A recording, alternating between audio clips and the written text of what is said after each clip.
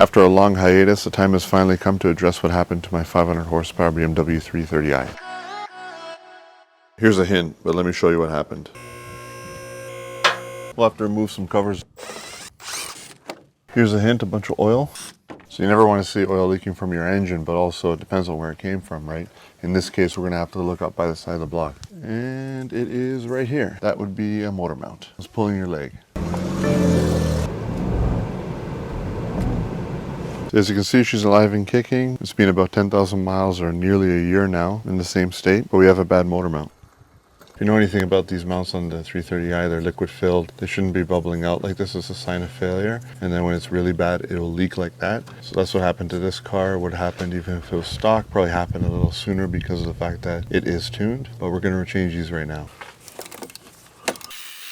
First step is to remove the E14 bolt that goes through. 3 E12s.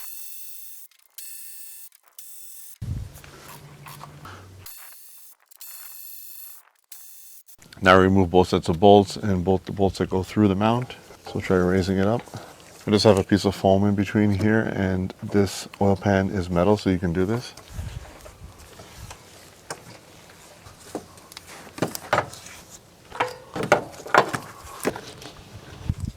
Alright, so these are a budget set that I bought off eBay. I'll put a link in the description if you guys are looking for that. We'll see how they perform, but these were under 80 bucks for both delivered versus about 150 each. If you saw that motor in the beginning of the video as a little teaser, so I'll explain more. We'll get into it. You can see the hydraulic fluid is sitting pretty evenly, and you can see that one just popping out at an angle under load.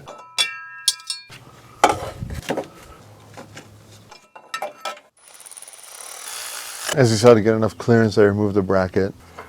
On this side, there's not enough room to get your ratchet in there because of the steering rack, so I'm just using an 11 mil wrench to get on it. It's an E14 just to get it in enough. Then I'm going to transition to this.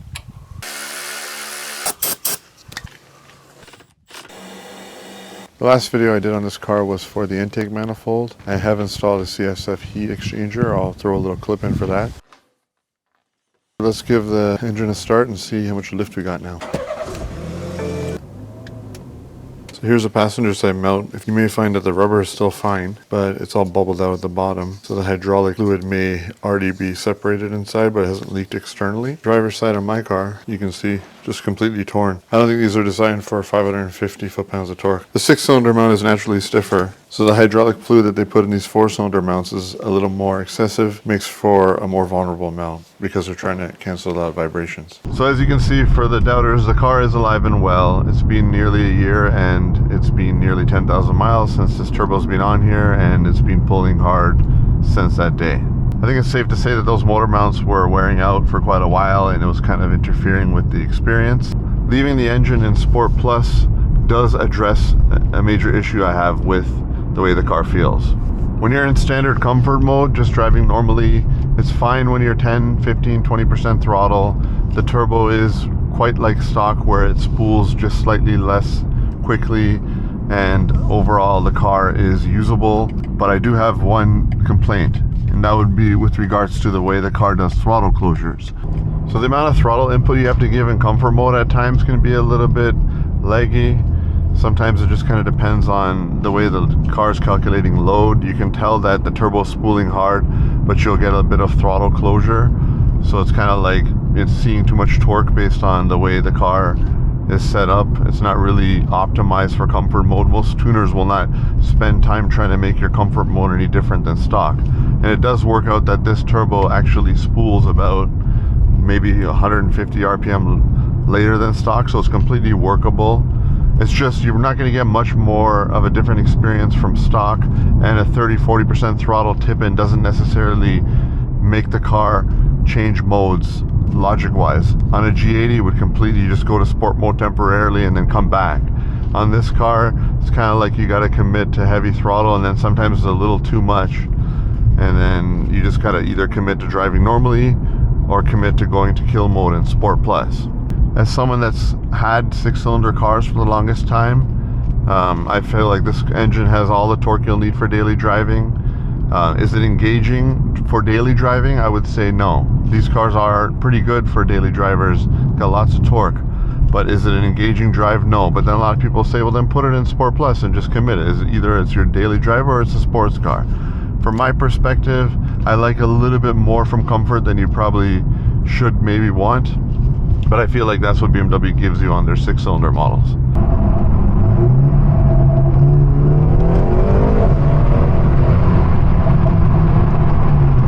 The car is just as much of an animal as it ever has been in Sport Plus. It literally has all the power I would ever want. It's completely usable. In my opinion, it's as fast as I've ever wanted a car to be. It's definitely an 8-second 60 to 130 car.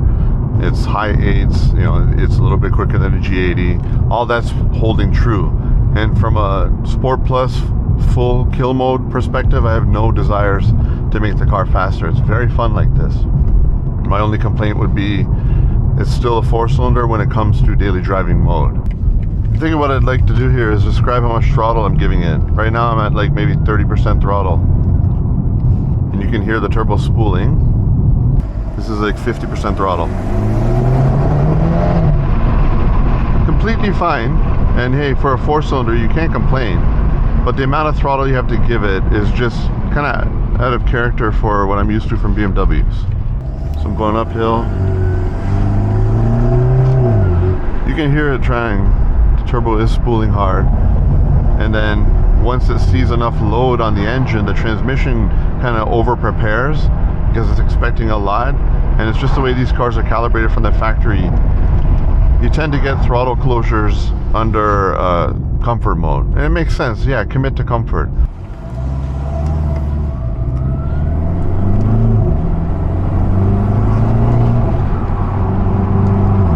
In Sport Plus, it's almost too eager. So I guess you could say, given the amount of steps involved, these are the steps. Move your shifter back over, go back to comfort, turn back on sport traction. And then now I'm at 40% throttle and it's going, but then it's, you know, it's just a little leggy. It's not designed to spool hard in comfort mode. It doesn't really fill the void that I'm used to for like a Daily Driver 3 Series, having that instant change in personality on throttle tip-in because you got a big displacement engine kind of taking over. I'm not trying to knock it. I love the car and my complaints are minimal. I just feel like, hey, there could be more on the table.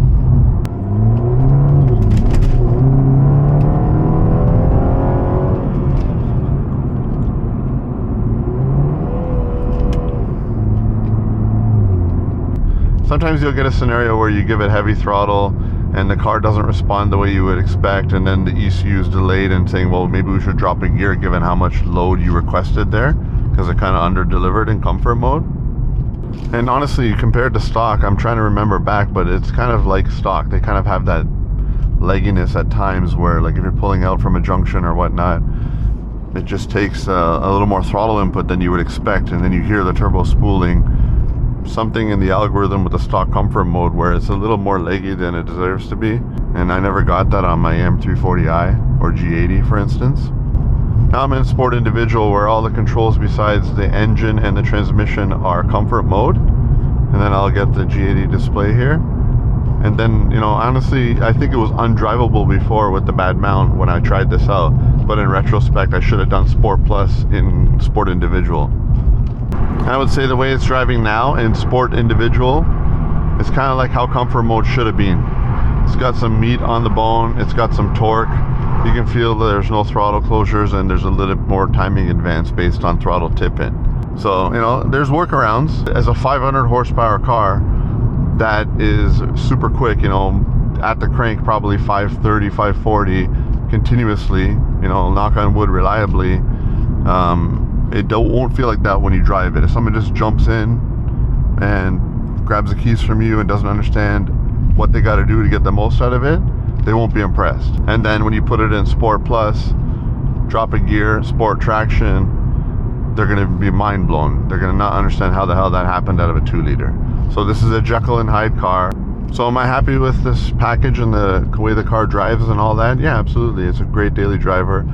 Do I feel like I've gotten used to the speed in Sport Plus? I would say no. It still actually puts you in your seat and it's fun and engaging and you don't get bored of it. It's the kind of power where you won't have a problem embarrassing a lot of quick cars if they see the badge. The only thing I would say is if you're coming over from a 6-cylinder car, maybe you're inspired by this build and you're going to replace your N55 or N54 car and you drive it primarily as your daily driver, just be warned that you may not be wowed by comfort mode, even if you threw all the parts I did at it. Is it completely adequate and drivable? Definitely. Is it engaging? No. So you're going to have to be deliberate in the way you select modes, and there's no quick way to change that. On the G80, it would go by throttle input, and it would completely change its personality just temporarily, and then go right back to comfort mode. It was always ready to give its all temporarily and then drop back down. It was programmed that way. This car could use something like that. Generally speaking, your tuner will probably leave comfort alone so that you keep all the factory refinement, and then they just give it to you in Sport Plus. But with the 4-cylinder, it just needs a little more help in comfort, but that would just be a big ask. A local viewer by the name of Juan Carlos came out to have me work on his N55 for an upcoming series. We're going to be taking that thing super far, so look forward to that. But I did want to get his perspective of someone that's never driven this car before, and we went for a ride along and whatnot. So let's cut over to him so he can give you his perspective of someone that doesn't own this car and didn't build it. Hey guys, my name is Juan Carlos. I'm a long-time viewer of the man himself, Mr. Musa here, and I'm going to be telling my story and why I'm here, a little bit more about that in a future video. You'll see a little bit more of me, but Musa has very graciously extended a hand in bringing me into his process. And I'm here right now to give you guys my impression and silence all the doubters and all the haters. How dare you talk anything bad about this man? No, but this car, the car that all you guys have said is blown up and Musa quit because he got tired of blowing up engines and stuff like that, and yeah, that's false. This thing is, I don't even know what to say. It's insane. It's absolutely, it's incredible. What he has done with just 4 cylinders is uncanny. I can't really put it into words. His chief complaint, and I will absolutely give it to him, the cars feel in comfort mode.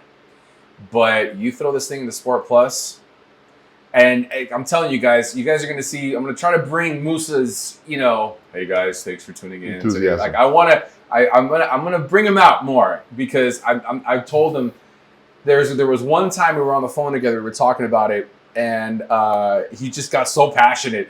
He was like, yeah, if you have a G80, dude, bring it. Let's stock. Go. You're not going to win. So stock G80. It better be stock. It better be stock. Downpipe and then you're gone. Yes, but even so, with a stock G80, any cocky guy is like, oh, I'll race you because this only has 4 cylinders.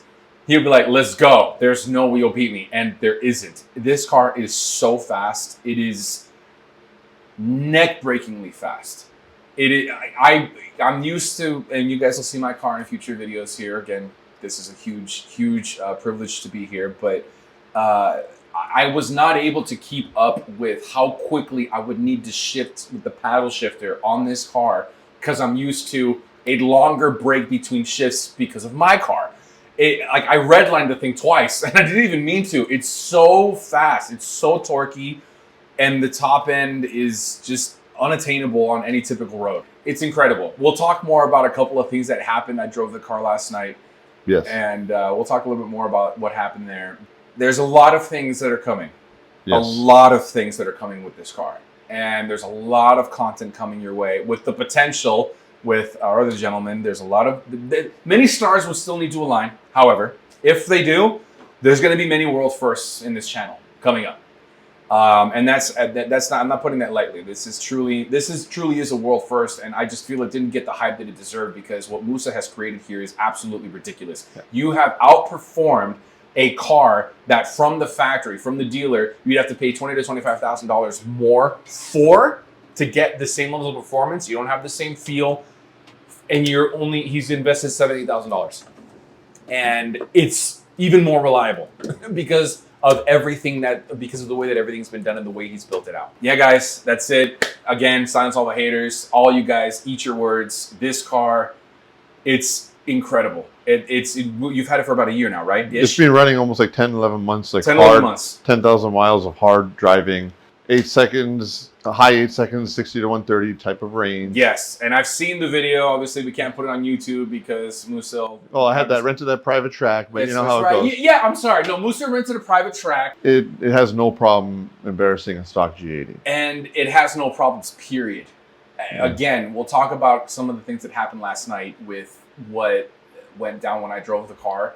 The level of reliability that this thing has with what happened and what would have typically happened after what happened, I'll explain it. Because of the port injection integration. Yes, because of the integration. You can go into it. It's basically a charge pipe blew off. So I blew up his car. I drove it.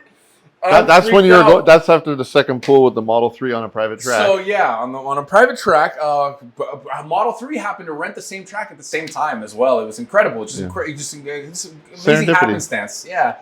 And Model 3 tried to pull away from us and he couldn't. A Model 3. And it was the performance version and a new one. It was a brand new performance. We don't have it on video, but I promise you this happened. I gapped the guy by 2 car lengths in maybe 6 seconds. It's like it's no joke. It's insane. The amount of torque that this thing has, the amount of speed you can get instantaneously is it's unfathomable. And I hit it so hard that I blew off his charge pipe. We were pushing high 30s probably at that Easily. point. Yeah. High 30s, probably close to 40 psi boost because it's such a small engine. The turbo just has to work that hard. But my God, I broke the car. Not one code. The system handled it perfectly. Reflex with the ECU Tech integration, and also an amazing tune by my tuner Hussein from Go Racebox. Yes. You know, he's what made this perform on the tuning side of things. Shameless plugs. Yes. Go nuts because my God, they're so worth it. This would have happened to an N54. What's going on? Yeah. Engine malfunction, lip mode, blah, blah, blah. All this stuff would have happened. You would have had Christmas tree all over your dashboard. Nothing happened. I had no turbo. Literally, I was driving a Corolla. It's the way that it felt from when I had the power there to after it popped. I was losing speed on a gradual hill in 6th gear on the freeway. Yeah, and I had as a 2-liter with 10 to 2 compression, yes, it's not drivable. I had nothing there. They're not designed for that. Even so, with all of those problems, not one code popped up. We got back here, just reconnected the hose, started the car. It's as if nothing happened. It's amazing. This car, what he's done, what he's accomplished. Again, eat your words, guys. It's by far one of the most amazing accomplishments that I've ever seen because it's so reliable. And you'll hear more about my take on reliability versus going ham on stuff in future videos, but I'm all about that. I'm all about reliable power and being able to enjoy something rather than trying to get 10,000 horsepower of something and then something breaks and now you're wrenching versus enjoying what you've worked on. It's one of the reasons why it's not running a kill tune, which would just light up the tires. Exactly. But I wanted to run a tune that could potentially last, and I didn't want to just run it for 2 months. I wanted to run it for as long as possible. Now you guys can do it. He could tell you the story too, but he had to tell his tuner to turn down he specifically told him to turn down the torque to make the internals last longer on the engine, and you're not pushing it. He's not pushing it to that end because it keeps it reliable. This is his daily. It just needs a little bit of love on the comfort mode side, and we're going to talk about that. On the comfort mode side, we'll go more into detail on that, and I'll explain my take on it just as someone who's fresh to this, because you guys have seen Musa is incredibly enthusiastic. I don't take offense, don't worry. No, it's amazing, dude. Like I feel so honored to be here, and the fact that I'm able to shoot the shit with Musa is, I'm a fan. It's weird. This car is absolutely amazing. Every part about it, except for comfort mode, is you sit in the car and you will not believe. I guarantee it. You will not believe it's a 4-cylinder. Period. You can't. It's impossible. You cannot move your head when you put your foot down. The head is on the seat. You do not have a say in the matter. That's how much torque. You could probably stand. Like, if this is the rear seat, you could stand like this. There's probably at least a G of pull. So you'd weigh more than you would normally weigh if you stood like this on the rear seat. Put your cell phone on the rear seat, it would hold. It will hold. It's one of those levels. Yeah. Yes, it's nuts. I can't go enough. I don't want to know you guys, but the car is good. The car is more than good. The car has been good. It's worth replicating as long as you don't mind not much difference in daily driving mode. Maybe even slightly less in stock. If you guys want to be able to get yourself beyond G80 levels of performance, and now you're talking, because I was talking $20,000 with an M340i. G80, now you're talking $30,000, $40,000 difference. 35, 40. Yeah, $35,000, $40,000 difference for $7,000-8,000 with this engine.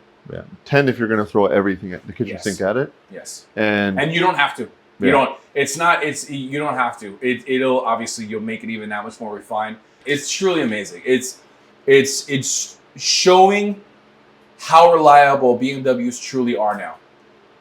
The company as a manufacturer has sorted all of the base level potential issues, and Musa has taken that foundation and gone pro. Straight up. That's what this is. They give you the 2.5 time buffer.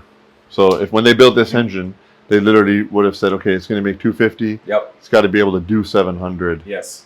And it can. Yeah. It still can. And Musa's not even doing that because and my side of it is you could go for it. Go nuts, knock yourself out, but you're never going to see those horses unless you're north of 120, 130 miles an hour. And when can you do that? It's just there's no point. There's no point. The thrill is 90 miles an hour and below. And if it doesn't snap you into your seat to the point where you're like, yeah, like there's no point. And those horses won't do that. That's not where that happens. Yeah. So the limit of rear-wheel drive. Yes, and it's rear-wheel drive. So sweet. Thank you for your perspective.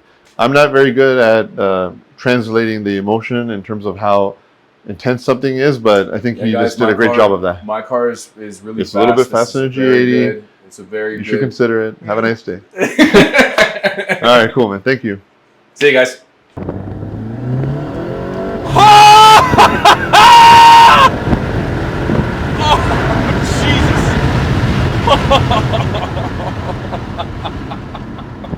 Okay, so he likes this car.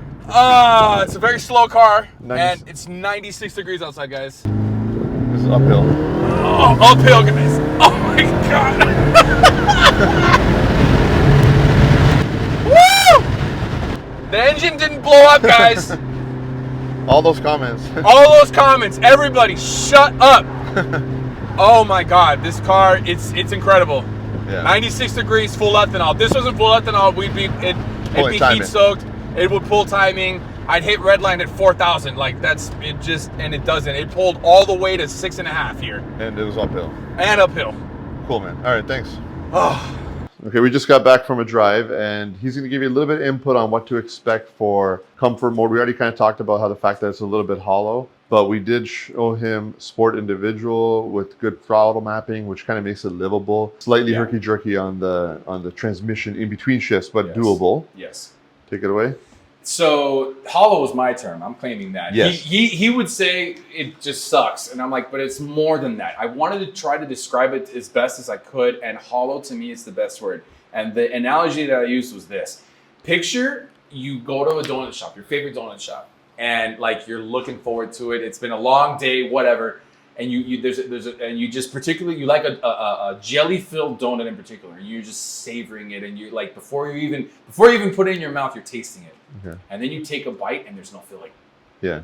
That's what comfort mode is on that car. Yes. It's like a little bit worse than stock, almost the same. Yeah, they do that factory. It's a complete, you might have to bleep this out, but it's the perfect way to describe it. It's a mind. You know what the car can do in Sport Plus, and you give it, like, if this is the throttle travel, you give it this much throttle, like 40 to 50% throttle, and nothing happens. It's like a turbo that lags and never stops lagging. You hear the turbo spool up, but because it's in comfort mode, the car never lets that, through the timing, get to the road. It does throttle closures from the sounds of it. Right. It doesn't, it never lets that translate into feel in the car. Everything else, you could steer it with a feather. You don't feel any part of the road, any bump, any pothole. It's like you're floating on clouds. All of that is beautiful in that sense. As a daily driver, forgetting what you're doing with your right foot, incredible. And then sport mode, steering weight, suspension and road feel dynamics of the chassis. So Musa pulled a fast one on me, and there's a sport mode in the car called Sport Individual mode. So we drove the car last night. I just drove it in Sport Plus, and he was been talking all this smack about the car and how bad it is as a daily. And then today he shows me this Sport Individual. In my opinion, it bridges the gap. It still leaves something to be desired, but you're not in full sport mode, so there's still some comfort aspects to it. Now, with that, I would describe it as a standard spool for a turbo. It feels like a regular, like a stock N54. Yes, and it's like you put your foot down. There's about a 1.5 second delay, and then but that power that I was saying that doesn't ever go to the tires goes. The car lets it happen, no more and you get a pull. And it's decent, and it's fine. It's more than enough to overtake anyone in any situation, get you out of trouble. As a daily driver, Musa just really wants something super refined that even when he puts his foot down, he still gets thrown back into his seat. It's like it's oxymoronic. You want comfort mode, but you want it to feel like sport. No, because then if you want sport mode, you want to feel like comfort. No, that's why they exist, because they're not the same thing. Yes. This, in my opinion, would be enough to bridge both worlds. I would never go into comfort mode. I would always go into Sport Individual every time. And then if I really want to rip, I'd go into Sport Plus and power shifters. How was the steering feel for electric power steering? Steering feel for electric power steering is probably the best I've ever felt. And it's not very good. Right. And the caveat is it sucks. Exactly. Better than a G80, but you haven't driven one, but it's better. Right. So from what he says, a G80, which is just mind-boggling to me, because a G80 is, you're supposed to be getting the full M experience. It gives you so much through the seat of your pants. Yeah. So much. Yeah. But it does not do it through the wheel. And so with this, with the steering at its heaviest setting, you don't have the connection to the road as far as feeling every bump, but you feel some connection to the road in a turn, under load, stressing the tire. Yeah. It pushes back. You can feel the tire folding on itself through the wheel. You can feel, and they did a good job. They did a good job, because when it's electric steering, you don't have a complete connection to the road. It's clear. There's a brake. It's a computer trying to put your inputs to the angle of the wheels. And they did as best as they possibly could, in my opinion, for an electrically steered car that in its heaviest possible setting. And even then, it's still not the same. You will never be able to substitute the feel of a standard wrap. I would say 15% what a hydraulic wrap would do, which I've never felt on any steering. Right, 15-20% on in the best possible circumstances. If you're turning in really hard and it's giving you as much pushback as possible, it's 1/5 as good as the crappiest standard rack. Crappiest mechanical power steering. How would you rate the turn in? Kind of like mid-engine feel. Did you get that vibe out of it? Does it make that? Unfortunately, not so much, because it's tail happy. Yes. The moment you put your foot down, it wants to oversteer. Even without any load. Yes. Even without any load, it just wants to oversteer. It's a sedan, man. It's not particularly lowered. It's not very balanced in that sense for the feel of the way the car handles mid-corner. But it makes an M340i feel so much worse. Yeah. Believe it or not. And an all-wheel drive one or something, it's like, whoa, they're dead. So, and a G80, of course, is a beast. Of course. In that respect. Untouchable. Right. Yes. You can take it at twice the speed and have all the confidence. Exactly. And but did you get a vibe of sportiness in Sport Plus with the adaptive suspension? Yes, 100%. This obviously is not going to give you the confidence. It's not going to inspire the confidence within you that a G80 would. Rightfully so. It's not a G80. Do you think it's a little bit better than an E9X stock, bone stock, or you've never really driven one? I've driven one. Not compared to the the term that you use to describe those cars, because we know what they can do. All of us that watch Musa's content know the potential of the E-Series chassis and how beautiful they can feel when they're dialed in. They're soulless. That's his term. It's like an empty shell. It's amazing. Talking a bone stock E-Series car, I would say this is better. Yeah, okay. Then the bone stock E-Series 328, it's better. 100%. Yeah, because it's a 330 at the end of the day. But it's an M Sport. It's an M Sport. So imagine adding a couple 100 pounds over the front end. Yeah. Makes the back end more tail happy. Yeah. So you got to know how to drive. Yeah, and that's so the adding of a couple 100 pounds on the front end, guys. Hint, hint. That's a difficult comparison because it's just I would never have a full blown stock E series car ever. You just can't. Or even a 335. Stock. Even a 335 stock. Mine. Because it's different though because I have the coupe. Mine just feels better. You're connected to the road through the steering wheel. There's nothing under your right foot with my car. But your lowering springs make a wild difference. That's true. I do have lowering springs on the car, so that plants it far better. My car is not tail happy at all. Yeah. At all. This is. It doesn't have lowering springs. That might fix the issue a little bit. But people like tail happiness. Yeah. To be able to get that on a modern car is kind of rare. That's true. Yeah. That's true. But then again, Musa's car. Like a FRS and stuff like that? Right. Sport, individual, in my opinion, would be the way to go. Better than Sport Plus even. For a daily. For a daily. 100%. Yeah. Sport Plus is aggressive as hell, wants to rip your head off. And you touch the throttle and you moved your right foot when you're in Sport Plus. Every time. And it's beautiful in that sense. It's so responsive. I've driven a Model 3. I'd say it's more responsive than the Model 3. But tail happiness, my M340i, will rip your head off if you F with it the wrong way. Okay. When I first picked it up, I had all-season run flats. From the factory, non-Stager 225s front and rear. Oh, that was a base-ass car. Horrible. Sensitech leather and all that. Yeah. And that thing, when the first time I ever tried to go carry some speed into a turn, it was literally sounded like the worst crash is about to happen. Oh god! And then I couldn't catch it with throttle. I couldn't do shit. I just had to hold on and steer into the skid. Hope. Yeah. Hold and hope. So those cars are they're pendulums. They're waiting for the ass end. Yeah. But if you put a meaty tire and you have good torque and good power, you should be able to do power oversteer and pull it back in. Yeah. Then you're going to be like, this is fun. Yeah. But it's kind of like a hooligan. They tried to put some hooligan on the M Sports. Okay.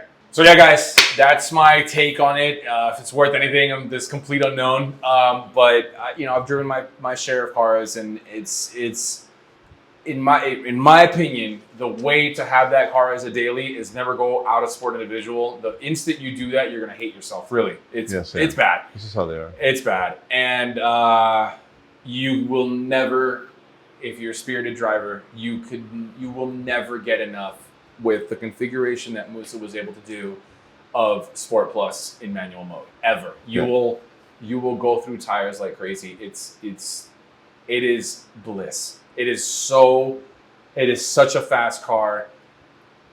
You yourself, if you bought the car, you won't believe it's a 4-cylinder. Every time you put it into Sport Plus and you drive the thing, you're like, Jesus, this is insane. Every time. It will blow your mind. Every time you put your foot down, it will blow your mind. Sweet. No blown engines, ever. Cool, man. And on your car. Huh? And on your car. And on my car. Okay. All right, cool, man. Thank you. Here's a sneak peek at Juan Carlos's E92. It's a 2011 335i and 55 6-speed manual with 61K on it. As you can see, it is bone stock at the moment. The plan is to feature the common maintenance that you should do somewhere between 60 and 100K miles. Things like the valve cover, the oil pan gasket. We're going to go as far as crank seals and refresh the fueling system, etc. And then from there, we're going to feature trying to get this car to make over 500 wheel horsepower with an upgraded turbo and try to aim for as much reliability as possible. And from a fueling perspective, we're going to try to do it from a different angle, something you guys have never seen before. And maybe something else you haven't seen before, going for a transmission swap, tackling the transmission feel with an N54 transmission that feels a little bit more robust, and maybe going after steering feel, etc. But it will definitely be an interesting series, and for the people that have been looking for N55 content, we're finally going to feature it on this channel. So special thanks to Juan Carlos for coming out. You could see his enthusiasm. This car definitely deserves that type of hype. I'm just not one to get super excited over something like this. I kind of just take away some of the hype, and obviously that's not good for YouTube, but definitely this car deserves that type of recognition. And it's not just from my build, it's from Hussein and Go Racebox. They're badass tuners that have been tuning thousands of cars at this point, and they're really specializing in the S58 and B58 platform. And a special thank you to Kevin from In Pursuit of Motorsports, or IPOS, for putting together such a compelling package with the turbo and the intake manifold and all that, and really pushing the limits for these B48s. So it was IPOS's packaging, and it was grow Racebox's tuning skills and my mechanical prowess to put together a package that's really shocking people. Kevin's going to be pushing his Supra quite far. Expect a lot more from this platform. If you want to follow B48 content, you want to see it get pushed to the limit, you can check the link in the description for Kevin's channel or IPOS's channel. And all the hardware that I installed on this car is going to be linked in the description if you guys want to mimic this build. So as you can see, the car is making a solid 470, 480 wheel horsepower, 510, 520 wheel torque. That's with the turned down tune. I never ran the kill tune on the street. There's kind of no point because you just be spinning tires. The turbo is the IM450 and it's kind of being pushed to its limit, but as you saw, it was 96 degrees and it pulls to redline, primarily because of the intake manifold upgrade and the CSF heat exchanger. You can just go back to back to back to back and you don't have to worry about it ever fading. It just keeps making power the whole time. And it's probably the best spool you could get for stock-like drivability under normal driving conditions. Now, something to keep in mind, the moment this car made 583 wheel torque, it was kind of known that, hey, okay, that translates to 700 wheel horsepower if you're to do that on a bigger turbo, not a smaller turbo that's going to put as much strain on the bottom end, which would naturally spool later and make power later. That just means that, 580 wheel torque can translate to 700 wheel horsepower if you size your turbo appropriately, and it would be probably just as reliable as it is now, which is kind of crazy. 700 wheel horsepower, 2-liter 4-cylinder. There aren't too many 2-liter 4-cylinders that have ever existed that can make that type of power. And we all know it's the rod and piston combination in this particular engine, which is the same as the Gen 2 B58s, the 6-port B58s that are easily making 900 plus wheel horsepower. Some people have pushed 1100. The torque limit of those rods is kind of not being found. And I wasn't even really nervous of the 580 wheel torque, but I just wanted to run a tune that would last so you guys could potentially mimic it. And I think the 520, 510 wheel torque area is perfect for this car. It's right around where it's going to be able to put the power down anyway. What it boils down to is over 500 wheel torque that has lasted about a year or close to 10,000 miles. If it was going to blow up, it probably would have. I've even stress tested it, starting in third gear, 2,500 RPM, uphill, just letting it rip, letting it eat, and it's been fine all this time, knock on wood. The setup that I've done is reliable, and it's kind of similar to people that are not pushing the limit on their B58, so you just got to do the math and times it by 0.66 because it's 2/3 the amount of cylinders. So this is a really long video. I spent a lot of time going into detail on why this car is special and something unique, and obviously it was a culmination of multiple parties to make this, not just my abilities. It took other people's abilities to package the hardware, to do the tuning, and it was a cohesive package that kind of just took all the known data from the 6-cylinder cars and scaled it down to show that there's a lot of potential here. So ultimately, I believe this car deserves a proper send-off. I believe it deserves a hype based on Juan Carlos's feedback. And I believe that it is something that a lot of you guys would probably enjoy having. It's going to be reliable, knock on wood, but this is a reliable setup. It's very fast. You're talking like you could probably hang with some 10-second cars if you were to get to 4th gear, not far off. Like it just kind of hits its stride once you hit 4th. Something special because of all the torque. Now, we're staring at another engine over here, so let's get talking about that. So we discussed the fact that this engine made 580 wheel torque, meaning it should be able to make 700 wheel horsepower with a big single. Problem with this particular car, and for me pushing it to that limit, is the fact that it's not necessarily light and it's not all-wheel drive. If you're going to wow anybody with quarter-mile times out of this 4-cylinder engine, you probably want it to be a 230i xDrive or a Supra. Speaking of which, IPOS, the turbo manufacturer, will be pushing their Supra to the limit, potentially building it, etc. So if you want to see this platform pushed to an extreme, might as well do it on a lighter chassis. I bought this particular car because it was fully loaded and I wanted the features, and it's hard to find an M340i with similar features without it costing a fortune. Unfortunately, with YouTube, it just doesn't make sense financially to push this to the limit where it would break just for content, although it would have been really nice to show you that. Right now this car has 51,000 miles. It makes sense to just extract it while it's still perfect and maybe put it in something else. So finally, we're here to talk about what you saw in the thumbnail and what I teased at the beginning of the video. This is a B58 Gen 2. You'll know by the domed fuel pump. I want to make something that doesn't exist. I'm going for a theme here. If you look at that engine cover, it does not say M Performance. If you look at the engine, it's a twin port. This thing has 7,000 miles out of a 21 840 M340i. So this is my third G-Series car. I thoroughly enjoy and I plan to keep it long term. I love the features on it and I like the fact that it's just an organic rear-wheel drive without any hybridization, which doesn't exist anymore. In my opinion, it still has modern looks, yet it is kind of built old school in some respects. So why would I go for a twin port? First of all, these are much more common and easier to source. Technically, the stock turbo with the tune can make a little more torque and be a little more punchy, and it spools a couple hundred RPM sooner because of the fact that you got more air velocity going to spin the two scrolls, and you have 11-to-1 compression. We can thank the A90 Year 1 Super for running this engine and showing that you can get 800 wheel horsepower with the 11-to-1 compression without upgrading the bottom end. I would never want to push it that far, but I like the idea of potentially getting a little bit bigger turbo, just slightly bigger, and having it push heavy torque, maybe 700 wheel horsepower, 650 wheel torque or something along those lines. Just have it be super punchy and spool super early. I want to turn this into a 340i, not an M340i. Maybe something that BMW could have made as something in between the 330i and the M340i.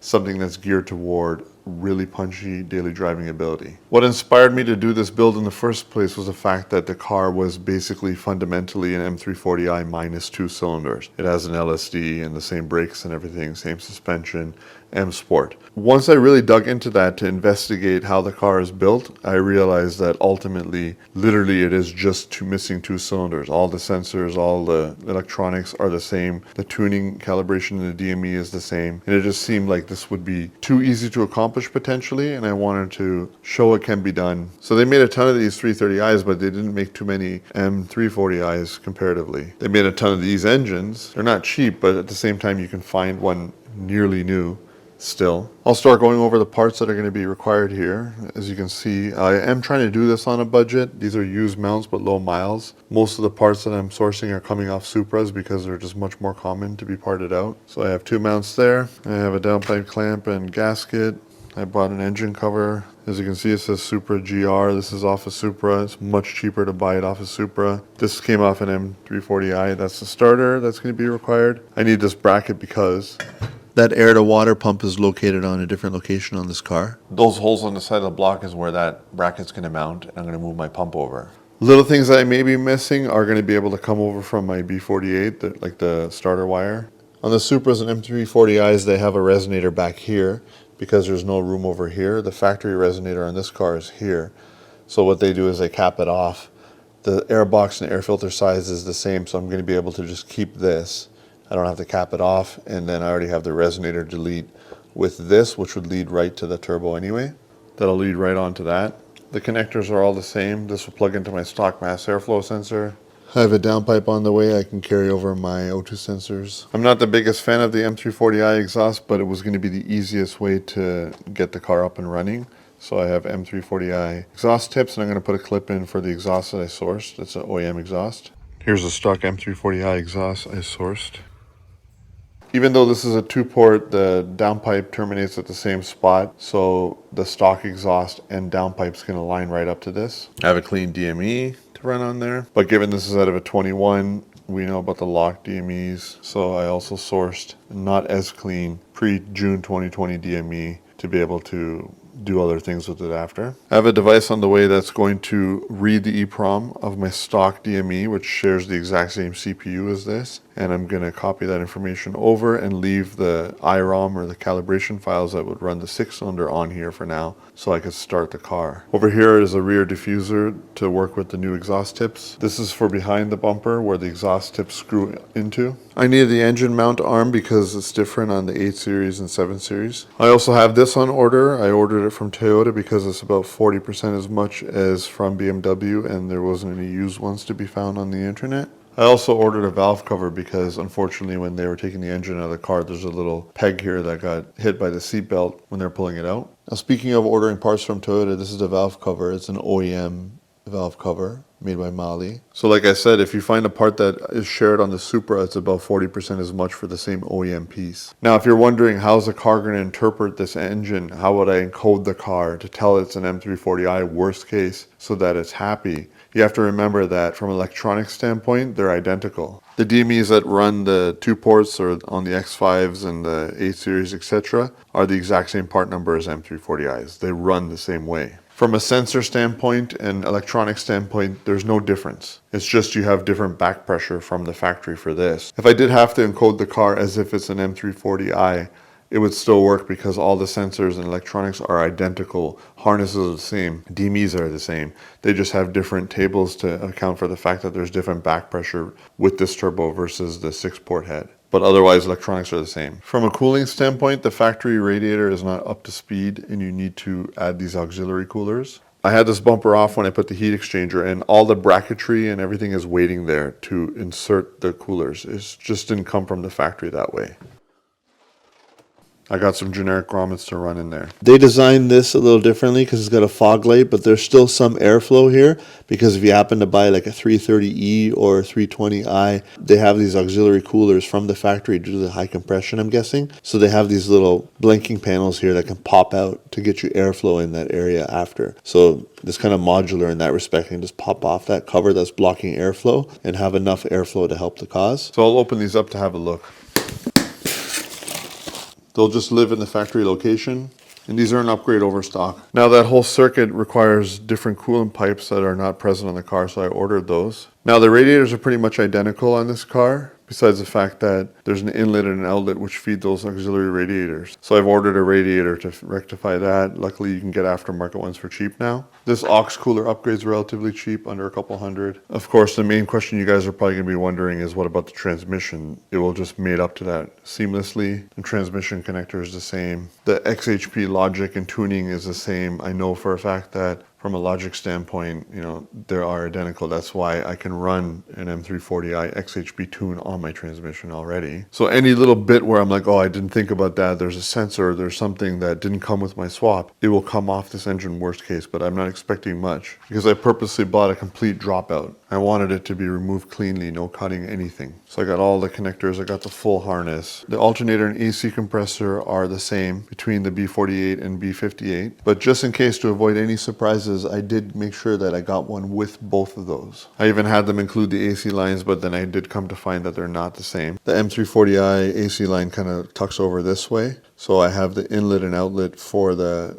AC compressor coming. I got those used. Now the rad hose, to not bump into this, kind of goes this way and then goes straight. And the rad hose here is straight, so if all I did was to cut this off and then just take my plastic piece off the end of mine, which has the angle, then I've pretty much made an M340i coolant hose. And you may be saying, why would you do all that? This is near as makes no difference, so I can easily just use it even though it's a different part number to the M340i. But really that could blow the budget, ordering all these hoses. They're very expensive when you start adding it up. I could save a good chunk of change by just working with what I have here. To the intake manifold, you have inlet and outlet. I just have to intercept that wherever. These are flexible, they can move around. You can kind of just do whatever you need to do to get it routed correctly and not to interfere with things. So if they ever fail or whatever, I would order an OEM replacement. But for now, I got couplers coming to mate it to whatever I got on my car. And then the tie to the heater core and everything, same story there. I'm just gonna couple it to what's already existing, just because it can save a little bit of money. The goal is for this engine to be installed in the car and have all that potential for significantly less than all these parts are worth, or this complete dropout to one of you guys. If you wanted everything, the complete package with motor reflex and everything, I would consider that. Otherwise, I will part out the turbo kit. There's someone local that may be interested in actually putting this in a car. I'm going to talk to them about it. They're not even aware that this is a thing right now. My tuner did let me know that they left it in the code for the 2-liter and the 3-liter to be manual. It's one check mark on their end to be able to tell this DME, this computer, that it's a manual, and then you can do an immobilizer delete on it, and then this could be swapped into an older car. It's pretty much a self-contained package. Then you would source an F30, B58, B48 transmission to actually have it be a full manual. So I would consider letting this go as a complete dropout with the DME and what's needed to be done to the DME to be ready to be run in another car. You would just source the transmission and take it from there, and then you have a monster setup that could make a light car super fast. And that would include intake manifold, port injection controller, all of it. I would drop it all out. But this is just a start. I'm going to get wrenching soon. There's one thing I can do while I have it up in the air.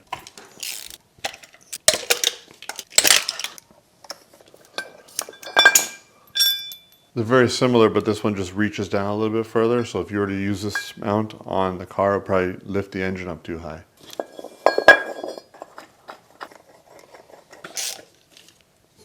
Now, something else that needs to be tackled is the dual pinion steering rack. And if you notice, it's quite large, the motor, and it angles upwards. So the motor wouldn't clear that. So I have an M340i rack coming. Got it on the cheap because I have to move over my tie rods and everything, but they're compatible. And, you know, one thing about this, in Sport Plus, the steering never gets super heavy. It does give you feedback like we talked about, but an M340i rack is heavier because, of course, I had the car in the past.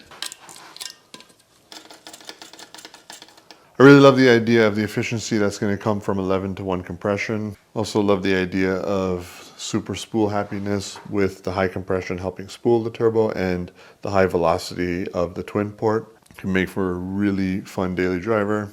Normally 11-to-1 compression would scare me because it would seem as though the pistons would break or not be able to handle high boost, but that's been proven otherwise thanks to the Supra. Luckily, this exact motor has all the aftermarket support you'd ever want because for 1 year they ran it in the Supra exactly like this. So that's where I'm at. I don't know, I'm just at the point now with YouTube that I only find it exciting to do something completely different.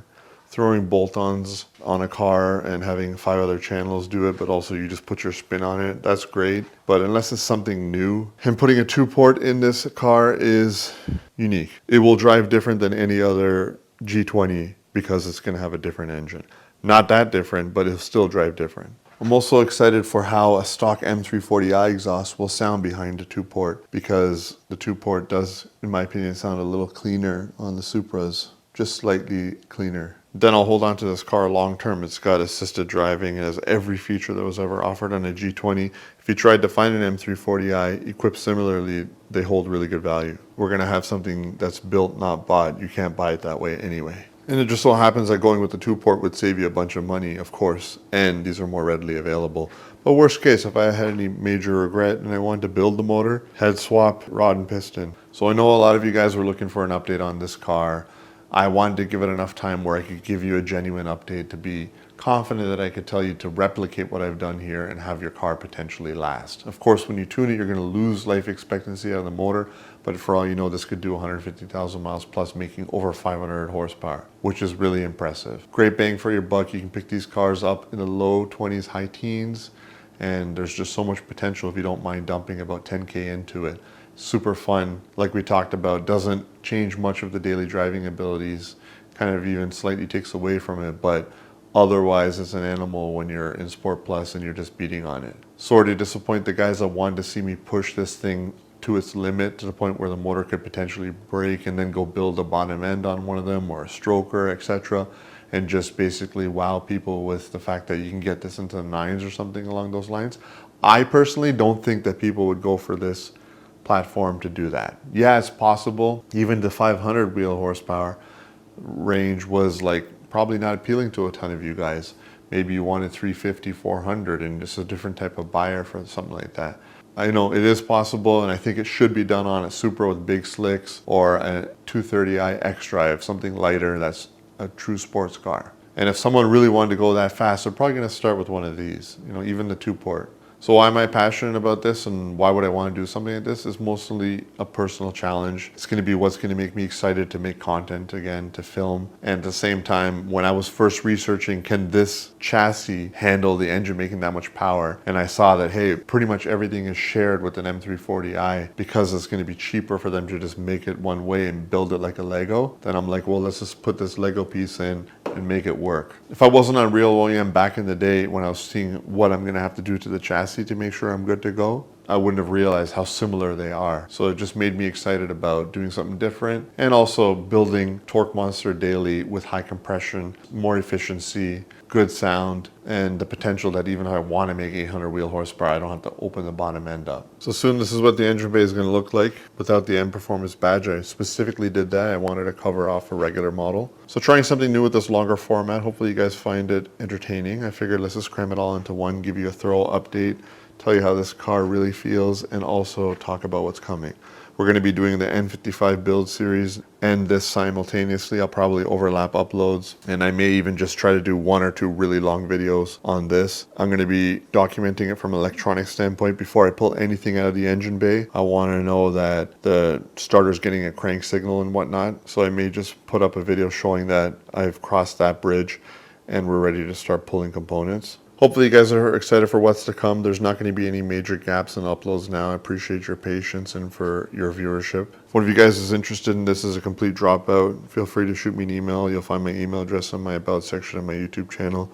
It may already be spoken for because a local viewer may be interested, but I'll let you know if that's the case. And then worst case, I'll put this engine completely back to stock and just sell it as a good 50k mile car. And honestly, it was not abused, well maintained. Of course, it made power, but it can handle it. And then I would part out the other parts. All right, guys, thanks for watching. Next upload coming soon.